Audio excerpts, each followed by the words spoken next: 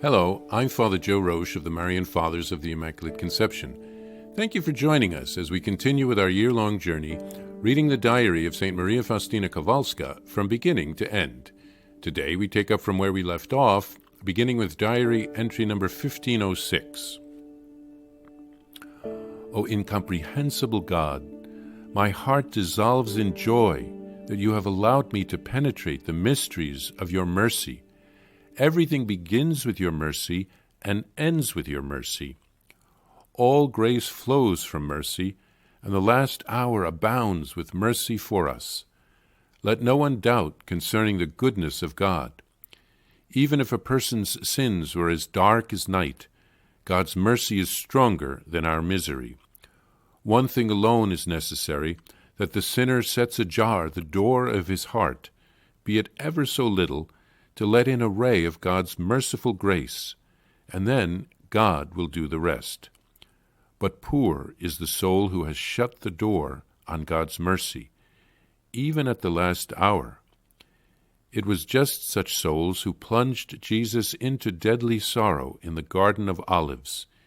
Indeed, it was from his most merciful heart that divine mercy flowed out.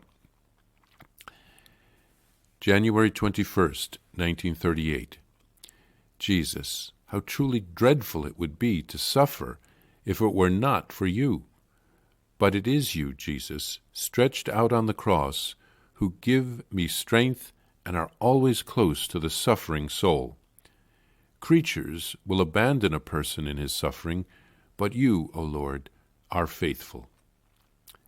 It often happens when one is ill, as in the case of Job in the Old Testament, that as long as one can move about and work, everything is fine and dandy. But when God sends illness, somehow or other there are fewer friends about. But yet there are some. They still take interest in our suffering and all that. But if God sends a longer illness, even those faithful friends slowly begin to desert us. They visit us less frequently, and often their visits cause suffering. Instead of comforting us, they reproach us about certain things, which is an occasion of a good deal of suffering. And so the soul, like Job, is alone. But fortunately, it is not alone, because Jesus, host, is with it.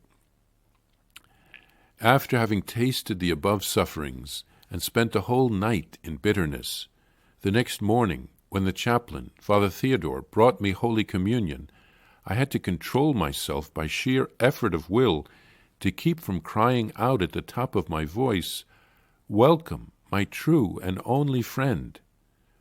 Holy Communion gives me strength to suffer and fight. I wish to speak of one more thing that I have experienced.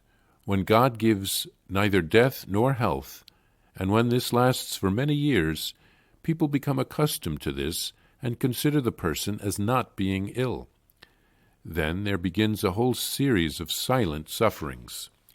Only God knows how many sacrifices the soul makes. One evening, when I was feeling so bad that I wondered how I would get back to my cell, I came across the sister assistant, Sister Serafina, who was asking one of the sisters of the first choir to go to the gate with a certain message. But when she saw me, she said to her, "No, sister, you need not go, but Sister Faustina will, because it is raining heavily." I answered, "All right," and went and carried out the order. But only God knows the whole of it. This is just one example among many. Sometimes it would seem that a sister of the second choir is made of stone. But she also is human and has a heart and feelings. At such times, God himself comes to our rescue, for otherwise the soul would not be able to bear these crosses, of which I haven't even begun to write, nor do I intend to do so now. But when I feel the inspiration to do so, I will write about them. Here, St. Faustina writes an ode of joy to God's mercy. All graces flow from God's mercy. She tells us to leave the door of our hearts open to Jesus, even a little, and Jesus will do the rest. Faustina writes that suffering without any purpose would be dreadful. She offers her sufferings to Jesus for souls, and Jesus accompanies her in her sufferings.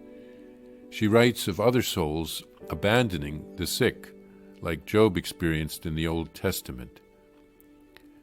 Faustina writes of passing a night of suffering and then longing to receive Holy Communion. Jesus is like her long-lost friend. And Faustina writes of feeling very weak, and she was sent to the gate in the rain by another sister. Jesus gave her the strength. The first choir sisters were the superiors and those with a higher education. The second choir sisters were those who did the simple tasks and the manual labors because they had less education. The sisters no longer have such a division.